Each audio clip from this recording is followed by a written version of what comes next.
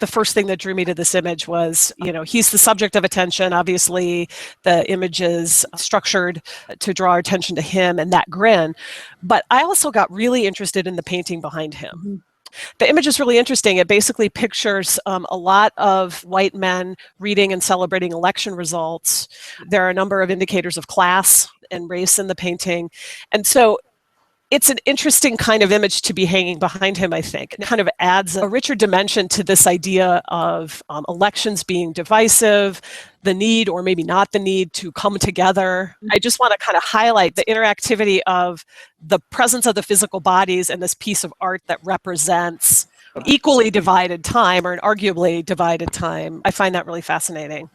I can't get away from his face. I mean, that's basically all I see in this photograph. And it strikes me as another one of these very polarizing moments that, that face and that grin appall me, but I don't think very highly of Trump. I wonder of his millions of fans, they see that, and that's what they like. I mean, that's the guy on The Apprentice. That's the celebrity. That's the smirk. That's what they've bought into. And it's hard to imagine somebody feeling neutral. The other thing that strikes me about this is that it's not presidential, but it's monarchical. It's very, very reminiscent of a classical painting, a Renaissance painting or something, of exactly that, a king or a potentate being served or his subjects before him. Our viewers are commenting. Joseph Weingartner noted that the flowers and gold light fixtures add to the monarchical impression, and then the pillars and the gold braiding, it all adds to that. And the flowers drapes, and everything.